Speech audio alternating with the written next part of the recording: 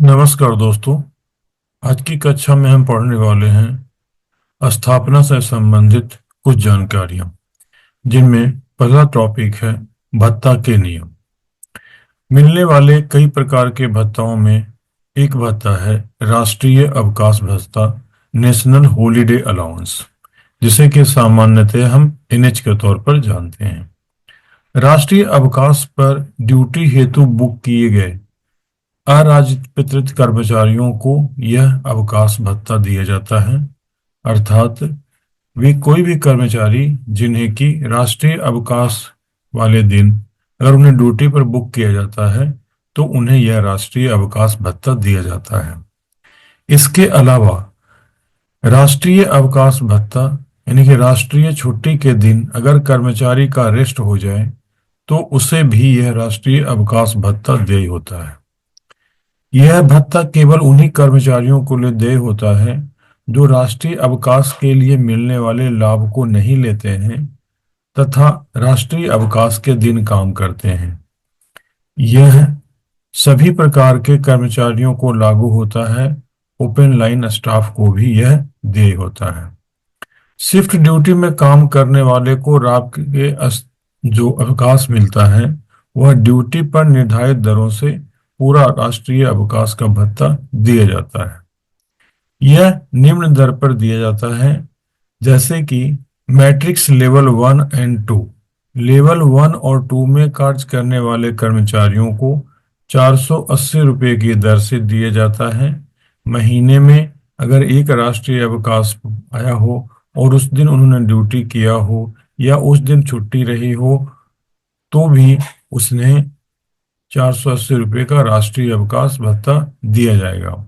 Level 3, 4 और 5 में राष्ट्रीय अवकाश भत्ता 596 रुपये दिया जाता है और लेवल 6, 7 और 8 में यह भत्ता 788 रुपये की दर से दिया जाता है। अब हमारे पास दूसरा भत्ता है, उसका नाम है चिल्ड्रेन एजुकेशन अलाउंस या शिक्षा भत्ता।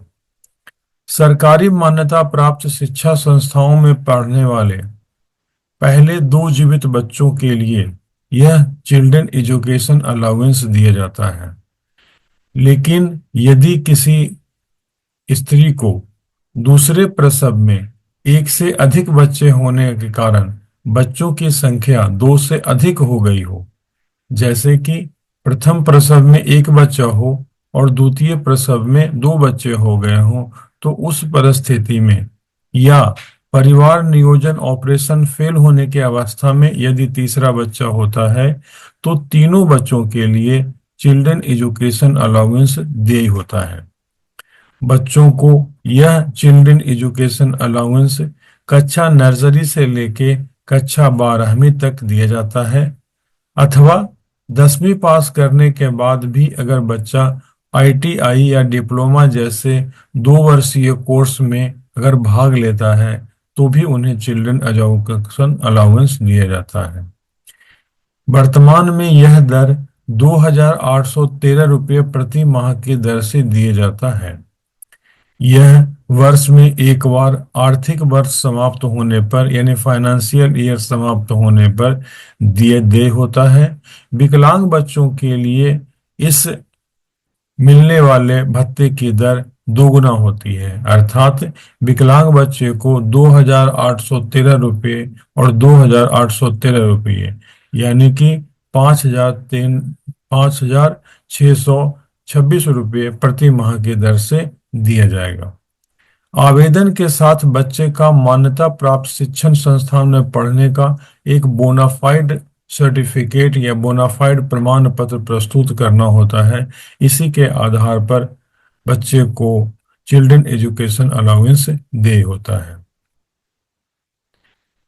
तीसरा है हॉस्टल सब्सिडी।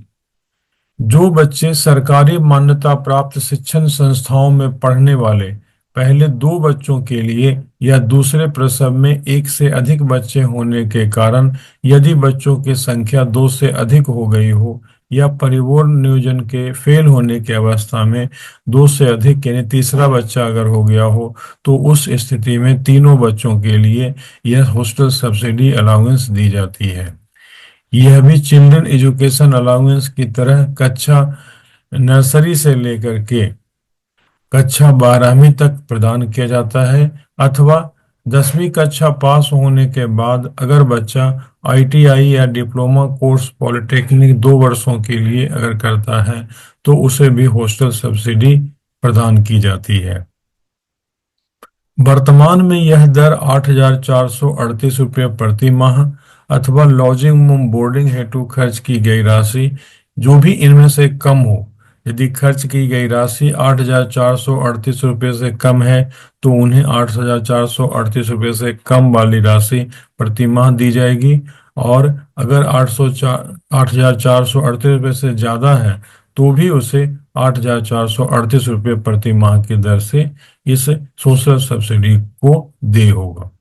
वर्ष में एक बार आर्थिक वर्ष समाप्त होने पर यह प्रदान किए जा भत्ता की दर वर्तमान में मूल वेतन का 53% है। ट्रेवलिंग अलाउंस यानी कि यात्रा भत्ता, जब कभी किसी रेल कर्मचारी को अपने मुख्यालय से कार्य के कारण 8 किलोमीटर से अधिक दूरी की यात्रा करनी होती है और वापसी करना होता है तो उसे निर्धारित दर के अनुसार से भत्ता देय होता है।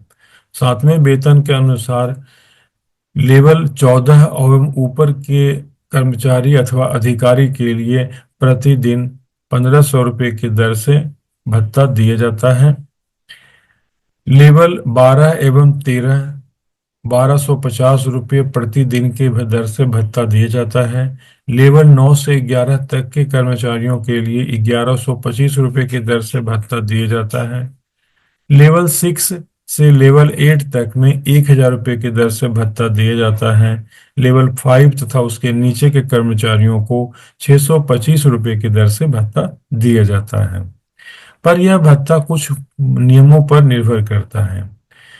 सबसे प्रथम यह देखें कि अगर वो सड़क मार्ग से यात्रा करता है तो उस पर मिलने वाला जो भत्ता होगा उसे कंटीजेंट अलाउंस कहा जाता है। यदि कर्मचारी ने टैक्सी से या कार से यात्रा की है तो उसे मिलने वाली जो भत्ता होगी वह 30 रुपया प्रति किलोमीटर की दर से दी जाएगी। यदि कर्मचारी ने ऑटो रिक्शा या अपना स्कूटर का इस्तेमाल करके यात्रा पर खर्च किया है तो उसे 15 रुपये प्रति किलोमीटर की दर से यह कंटीजेंसी अलाउंस दी जाएगी। व्यक्तिगत धुलाई भत्ता, व्यक्तिगत धुलाई भत्ता यानी ट्रांसपोर्टेशन ऑफ पर्सनल इफेक्ट, अगर इसमें है कि लेवल 6 से अधिक को 63 रुपया प्रति किलोमीटर की दर से सड़क धुलाई का दर दिया जाता है।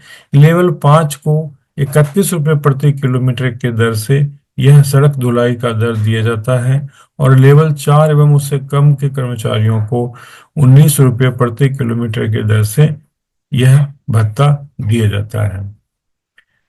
इनमें एक होता है consolidated travelling allowance. Train checking staff को 21 दिनों तक कार्य करने पर यात्रा भत्ता के दर से 20 दिनों का समेकित यात्रा भत्ता देय होता है। समेकित यात्रा भत्ता का अर्थ हुआ एक मुश्त दिया जाने वाला भत्ता, जैसे कि प्रतिदिन यात्रा करने पर ट्रेवलिंग अलाउंस दिया जाता है, उसकी जगह पर जब कोई कर्मचारी लंबे वक्त तक महीने में यात्रा करता है तो उस तरह के कर्मचारियों को समेकित यात्रा भत्ता दिया जाता है।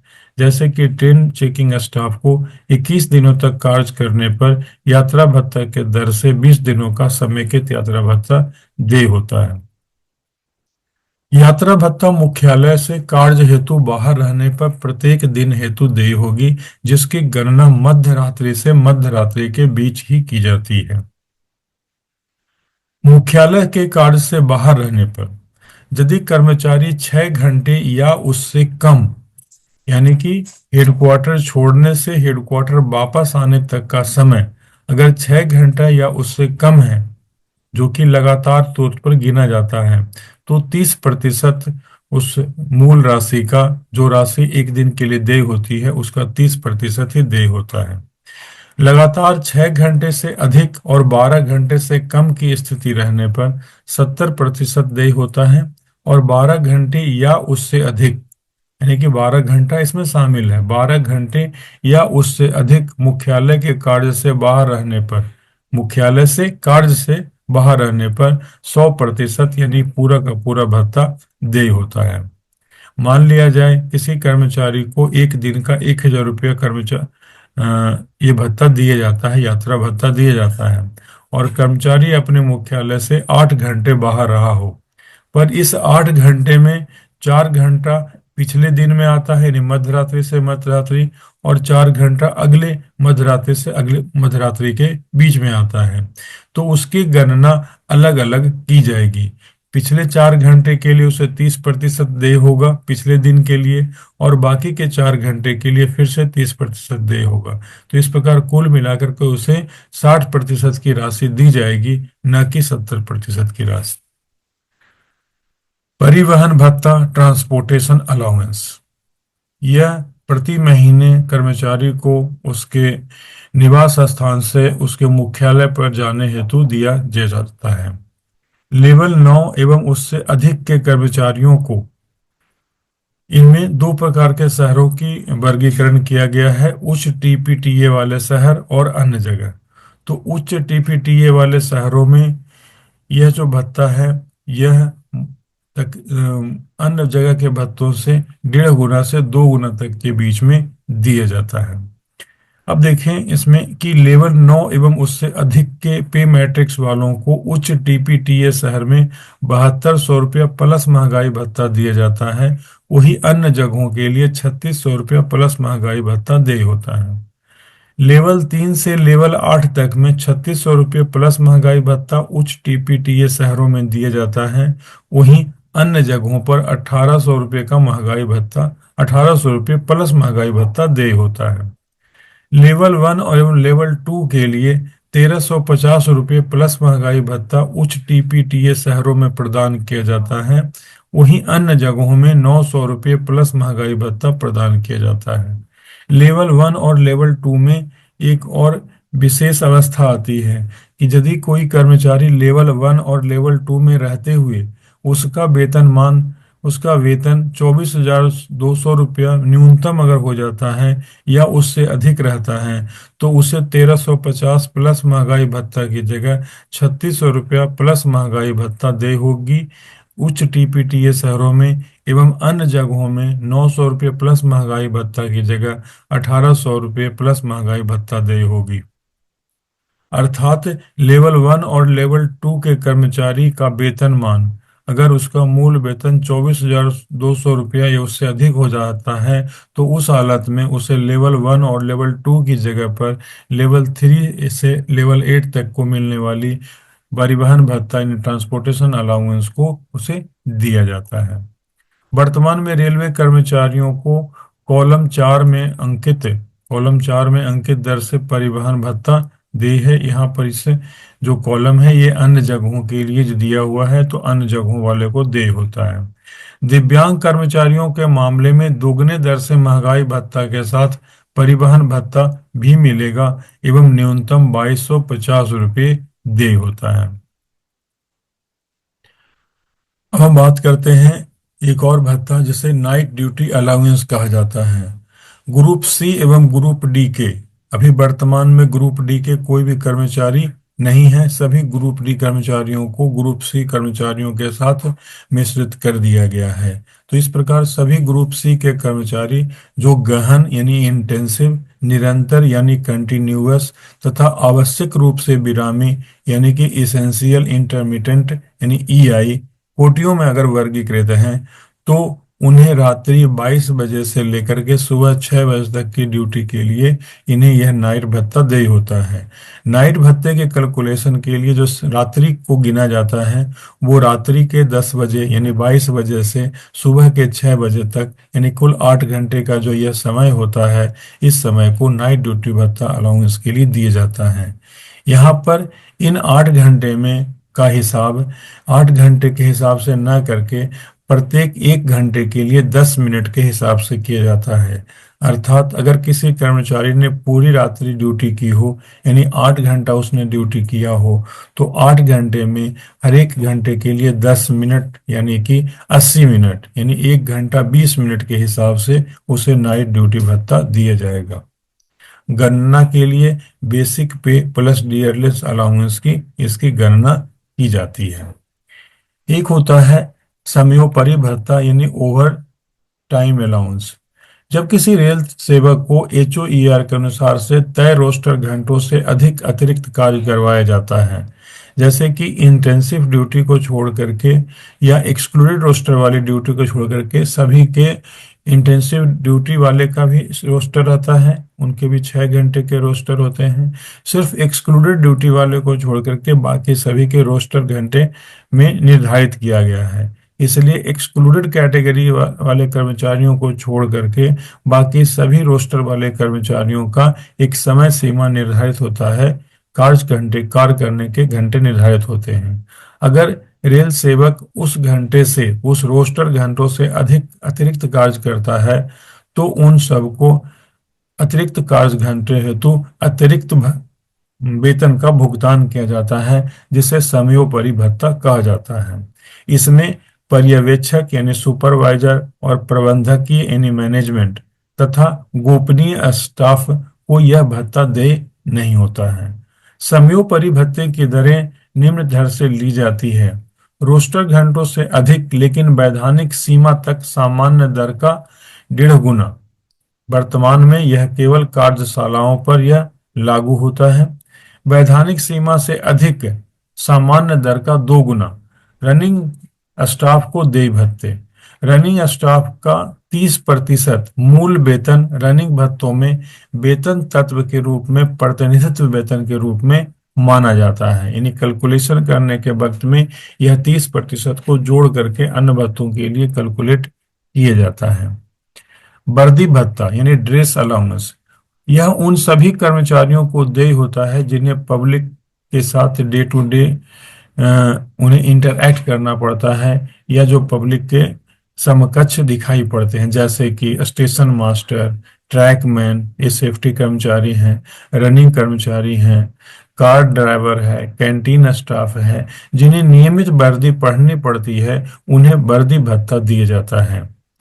RPF और RPSF, इनके ऑफिसरों को 25,000 रुपया प्रति वर्ष की दर से भत्ता दिया जाता है। स्टेशन मास्टर को 12,500 रुपये की दर से प्रति वर्ष यह भत्ता दिया जाता है एवं अन्य कर्मचारियों को 6250 रुपये प्रति वर्ष की दर से यह भत्ता दिया जाता है। नर्स को 2250 रुपये प्रति वर्ष की दर से यह भत्ता दिया जाता है। कर्मचारियों के वेतन में वर्ष में 1 माह यह जुलाई माह में देय होता है, यह आपको ध्यान रखना है। पहले मिलने वाले धुलाई भत्ता, जूता भत्ता और किट मेंटेनेंस अलाउंस को रद्द कर दिया गया है और उनसे मिलने वाले सभी भत्ते को इस वर्दी भत्ते में ही समाहित कर दिया गया है। जिन कर्मचारियों को पहले वर्दी मिलती थी उन्हें अब वर्दी नहीं दी जाएगी, क्योंकि उस वर्दी की कीमत इस वर्दी भत्ते में समाहित कर दी गई है। अन्य सुरक्षात्मक सामान जैसे सुरक्षा जूते, सुरक्षा हेलमेट, टोपी वाला रेनकोट इत्यादि अलग से मिलेंगे और इनका शेड्यूल अलग तरीके से देय होता है। कुछ साल में एक बार मिलते हैं, कुछ 2 साल में एक बार दिए जाते हैं। अगला हमारा है ब्रेक डाउन भत्ता। ब्रेक डाउन ड्यूटी हेतु बुक किए हुए कर्मचारियों को देय होता है। ब्रेक डाउन यानी कि दुर्घटना कहीं घटित हो गई हो, उस स्थिति में जो ड्यूटी लगाई जाती है उसे ब्रेक डाउन ड्यूटी कहा जाता है। ऐसे कर्मचारियों को मुफ्त भोजन की आपूर्ति की जाती है। जहां कार्यस्थल पर भोजन की आपूर्ति संभव न हो तो वैसी स्थिति में उन्हें नकद भुगतान किया जाता है। ड्यूटी स्थल से दुर्घटना स्थल तथा ड्यूटी स्थान पर वापसी यात्रा का पूरा समय समयोपरि भत्ते के भुगतान के लिए ड्यूटी माना जाता है। ध्यान रखिएगा कि ड्यूटी स्थल से दुर्घटना स्थल तथा वापसी का पूरा समय जो लिया जाएगा वो ओवर टाइम अलाउंस के लिए भुगतान के लिए ड्यूटी माना जाएगा। ऐसे कर्मचारियों को 100% की दर से यात्रा भत्ता देय होगा, जिसका इस तथ्य से कोई भी संबंध नहीं होगा कि स्टाफ मुख्यालय से 8 किलोमीटर से दूर गया है अथवा नहीं गया है, 12 घंटे से अधिक कार्य किया है या नहीं किया है। क्योंकि जैसा कि आप जानते हैं कि यह भत्ता तभी देय होता है, टीए तभी देय होता है जब 8 किलोमीटर से दूर गया हुआ हो और एक 100% या उससे अधिक समय उसने व्यतीत किया हो पूरे दिन का, तब जा करके, यानी 12 घंटा से अधिक अगर उसने व्यतीत किया हो, 12 घंटा या उससे अधिक व्यतीत किया हो, तब उसे 100% की दर से यात्रा भत्ता देय होता है। लेकिन ब्रेकडाउन की स्थिति में कर्मचारी में यह दोनों ही नियम लागू नहीं होते हैं, चाहे वो 8 किलोमीटर से कम ही क्यों ना हो, चाहे वह 3 ही घंटे के लिए क्यों न दिख गया हो, उसे ऐसे हालात में 100% की दर से यात्रा भत्ता दिया जाएगा, यानी कि पूरा भत्ता उन्हें जो एक दिन का मिलता है वह प्रदान किया जाएगा। ब्रेकडाउन भत्ते के लिए विभिन्न विभागों जैसे कि लोको, कैरेज वैगन, परिचालन, सिविल इंजीनियरिंग, सिग्नल एवं दूरसंचार, बिजली इत्यादि से स्टाफ को चिन्हित किया जाता है, यानी उनका नामांकन रजिस्ट्रेशन पहले किया हुआ रहता है, जो कि ब्रेकडाउन गाड़ियों जैसे कि एआरटी एवं एमआरटी का रखरखाव करते हैं। इन्हें इन उपरोक्त भत्तों के अलावा भी अलग से निर्धारित दर पर प्रति महीने उन्हें भत्ता देय होता है, जैसे कि हेल्पर ग्रेड 2, हेल्पर ग्रेड 1 और अन्य ग्रुप डी स्टाफ जिन्हें किसी स्टाफ में समाहित कर लिया गया है, जिनका पे मैट्रिक्स लेवल 1800 या लेवल 1 है, उन्हें 338 रुपये की दर से उन्हें प्रति माह यह भत्ता दिया जाता है। तकनीशियन ग्रेड 3 जिनका लेवल 2 है या 1900 ग्रेड पे है, उन्हें 506 रुपये की दर से यह प्रतिमाह भत्ता देय होता है। तकनीशियन ग्रेड 2, ग्रेड 1 और पर्यवेक्षक जिन्हें पूर्व में मिस्त्री भी कहा जाता था, ये पद अभी समाप्त कर दिए गए हैं, ये जूनियर इंजीनियर कहलाते हैं। इन सभी को लेवल 2400 का हो, लेवल 2800 का हो, सॉरी, लेवल 4 का हो, लेवल 5 का हो, जिनमें 2400 और 2800 ग्रेड पे आते हैं, इन्हें प्रति माह 675 रुपये की दर से यह भत्ता देय होता है। वरिष्ठ टेक्नीशियन एवं जूनियर इंजीनियर एवं उच्च वेतनमानों जिनमें कि उनका वेतनमान 4200 ग्रेड पे है, यहाँ पर जो पर्यवेक्षक पूर्ववर्ती थे इनके वेतनमान जैसे कि एम्स कुछ 2800 में पहले हुआ करते थे, उनके वो 675 रुपये में, खासतौर पर इंजीनियरिंग विभाग में अब 2800 के वेतनमान में कोई भी पर्यवेक्षक या मिस्त्री अभी कार्यरत नहीं है, उन्हें मर्ज कर दिया गया है जूनियर इंजीनियर में। तो इनके जूनियर इंजीनियर या उच्चतम वेतनमान वाले कर्मचारियों को जो कि लेवल 6 में है या उससे ऊपर है, तो उन्हें 844 रुपये की दर से प्रति माह यह भत्ता देय होता है।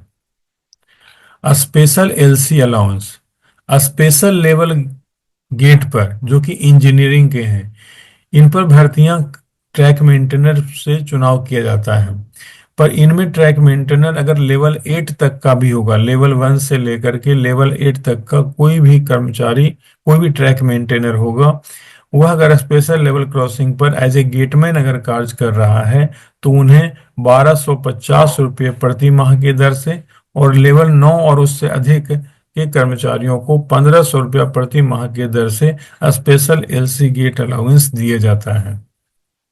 इनके अलावा ड्राई सेल अलाउंस भी दिया जाता है।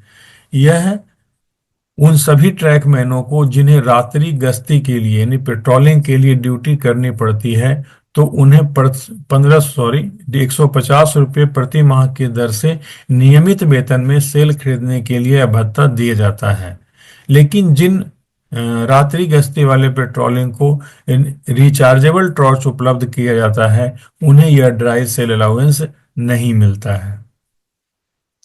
रिस्क एवं हार्डशिप अलाउंस, ट्रैक मेंटेनर में काम करने वाले, कीमैन में काम करने वाले, मेट के तौर पर काम करने वाले कर्मचारियों को जो कि लेवल 8 तक के हो सकते हैं, उन्हें प्रति माह 3375 रुपया एवं लेवल 8 और उससे अधिक में काम करने वाले कर्मचारियों को जो कि इन्हीं में से ट्रैक मेंटेनर, कीमैन, मेट में से सम्मिलित होंगे, इन्हें 4250 रुपया प्रति माह की दर से रिस्क एवं हार्डशिप अलाउंस दे होता है। इसके अलावा एक और भत्ता है जिसका नाम है hospital patient care allowance and patient care allowance, hospital patient care allowance. तो यहाँ पर है ग्रुप सी एवं ग्रुप डी जो कि गैर लीव, ग्रुप डी में गैर लीव किए होने चाहिए। रेल अस्पतालों और स्वास्थ्य इकाइयों यानी क्लिनिकों में कार्यरत रेल कर्मचारियों को अस्पताल रोगी देखभाल भत्ता मिलता है।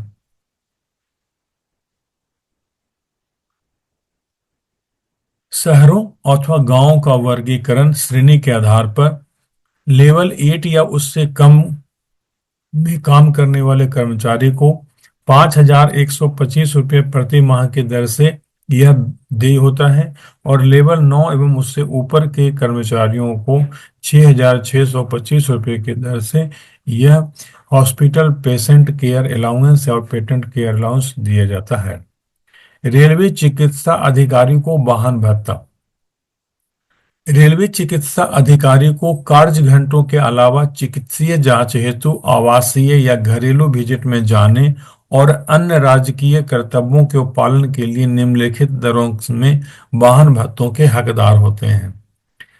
यह कन्वीनियंस अलाउंस उन रेलवे मेडिकल ऑफिसर को दिया जाता है यदि उनके पास स्वयं की कार है, तो उन्हें प्रति माह 8,938 रुपये की दर से यह भत्ता देय होता है। जिनके पास स्कूटर मोटरसाइकिल है, उन्हें 2,938 रुपये की दर से यह भत्ता देय होता है, और जिनके पास न तो कार है, न ही स्कूटर है, न ही मोटरसाइकिल है, उन्हें 2,438 रुपये की दर से यह भत्ता देय होता है। इसके अलावा मेडिकल में नर्सिंग अलाउंस दी जाती है। रेलवे अस्पतालों में कार्यरत नर्सिंग स्टाफ को इंडियन नर्सिंग काउंसिल एक्ट के अनुसार जो पंजीकृत होते हैं, उन्हें 9,000 रुपया प्रति माह की दर से यह भत्ता देय होता है। इसके अलावा डॉक्टरों में नॉन प्रैक्टिस अलाउंस भी एक भत्ता दिया जाता है। नॉन प्रैक्टिस भत्ता दंत चिकित्सकों सहित रेलवे अस्पतालों में, दंत चिकित्सकों सहित बोला गया है, रेलवे अस्पतालों में कार्यरत निजी प्रैक्टिस नहीं करने के बदले में नॉन प्रैक्टिस भत्ता के हकदार होते हैं। यह पे बैंड में वेतन और ग्रेड पे का 20% की शर्त के अधीन होता है, जिनमें वेतन में वेतन प्लस मूल वेतन प्लस एनपीए मिलाकर के 2,37,500 रुपये से अधिक का नहीं होगा। महंगाई भत्ते, परिवहन भत्ते, दैनिक भत्ते तथा सेवा निवृत्त लाभों सहित अन्य भत्तों की गणना करते समय एनपीओ को वेतन के तौर पर माना जाएगा। एक और भत्ता है जिसका नाम है स्पेशल ट्रेन कंट्रोलर अलाउंस। एक डिवीजन में जो कंट्रोल यूनिट्स होते हैं ऑपरेटिंग डिपार्टमेंट के अंतर्गत में ये कार्य करते हैं, तीन सेक्शन कंट्रोलर को या चीफ सेक्शन कंट्रोलर को 6,250 रुपये के प्रति माह के दर से स्पेशल ट्रेन कंट्रोलर अलाउंस इनको दिया जाता है। इसके अलावा वे कर्मचारी जो कि टफ लोकेशन वाली जगहों पर रहते हैं, ट्राइबल एरियाज में रहते हैं, उन्हें कठिन स्थान भत्ता या ट्राइबल एरिया अलाउंस दिया जाता है। पहले यह आदिवासी जनजाति क्षेत्र भत्ता के नाम से भी जाना जाता था। ऐसे स्टेशन पर कार्यरत कर्मचारियों को निम्नलिखित दर से भत्ता दिया जाता है। यदि वे लेवल 9 एवं उससे अधिक के हैं, उन्हें 1,500 रुपये प्रति माह की दर से, और लेवल 8 एवं उससे कम है तो उसे 1,250 रुपये की प्रति माह की दर से यह कठिन भत्ता दिया जाता है। रनिंग कर्मचारियों के लिए जो अतिरिक्त भत्ता मिलता है, उन भत्तों को आप देखें। जैसे कि लोको पायलट मेल या एक्सप्रेस ट्रेन का होगा तो उन्हें से 2,250 रुपये प्रति माह की दर से रनिंग कर्मचारियों के लिए अतिरिक्त भत्ता दिया जाता है। लोको चालक, पैसेंजर और मोटरमैन को 1,125 रुपये प्रति माह की दर से, गार्ड मेल या एक्सप्रेस 1,125 रुपये की दर से, और लोको चालक माल यानी गुड्स के जो लोको पायलट होने हैं उन्हें 750 रुपया प्रति माह की दर से, और सीनियर पैसेंजर गार्ड उन्हें 750 रुपया प्रति माह की दर से यह अतिरिक्त भत्ता रनिंग कर्मचारियों को दिया जाता है। उपरोक्त के अलावा अतिरिक्त रनिंग कर्मचारियों को और भी भत्ता देय होता है, जिनमें किलोमीटर भत्ता भी शामिल है। यह भत्ता रनिंग स्टाफ को निर्धारित दरों पर रनिंग ड्यूटी के निष्पादन हेतु प्रदान किया जाता है। रनिंग स्टाफ के कार्य के घंटों की गणना साइन करने से लेकर के साइनिंग ऑफ तक होती है। रनिंग स्टाफ एचओईआर में लगातार वर्गीकरण के अंतर्गत में वर्गीकृत किया जाता है, कंटिन्यूअस स्टाफ में इन्हें काउंट किया जाता है। छुट्टी माइलेज भत्ता, जब रनिंग स्टाफ छुट्टी पर भी रहता है तो उसे अपना जीवन स्तर बनाए रखने के लिए छुट्टी माइलेज भत्ता दिया जाता है। छुट्टी माइलेज भत्ता की गणना निम्न फार्मूले के आधार पर की जाती है। छुट्टी ली गई छुट्टी महीनों के दिनों की संख्या और उसमें उसका रेट रहता है, उसके हिसाब से छुट्टी माइलेज भत्ता दिया जाता है। छुट्टी एवं आराम में अवरोध भत्ता।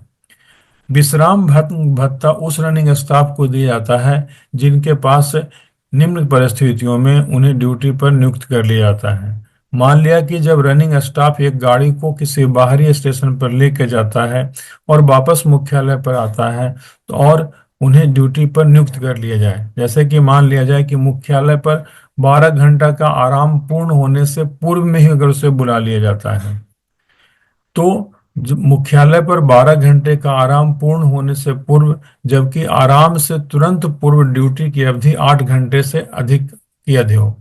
मान लिया कि किसी कर्मचारी राम प्रसाद जी ने 8 घंटे उसे या उससे अधिक की ड्यूटी पूर्ण की हो और उसके बाद अपने मुख्यालय पर आते हैं और उसे 12 घंटा का भी आराम नहीं दिया जाता है, उससे पूर्व भी उन्हें ड्यूटी पर अगर लगा दिया जाए तो उन्हें छुट्टी एवं आराम में अवरोध भत्ता भी दिया जाएगा।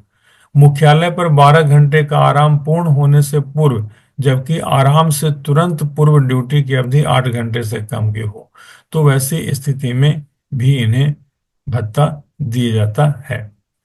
रनिंग रूम सुविधाओं के एवज में भत्ता। बाहरी स्टेशन पर रनिंग स्टाफ हेतु रनिंग रूम की सुविधाएं उपलब्ध नहीं होने पर रनिंग रूम सुविधाओं के एवज में उन्हें भत्ता देय होता है।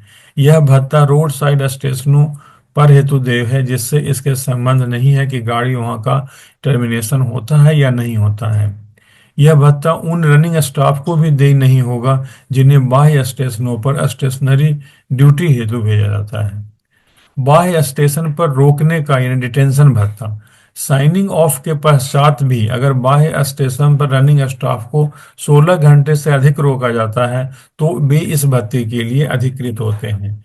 यह भत्ता साइनिंग ऑफ करने के समय से 16 घंटा बीत जाने के पश्चात प्रत्येक घंटे के लिए 70 किलोमीटर की जो उन्हें दर से पेमेंट होता है, उतना ही दर से उन्हें पेमेंट किया जाएगा।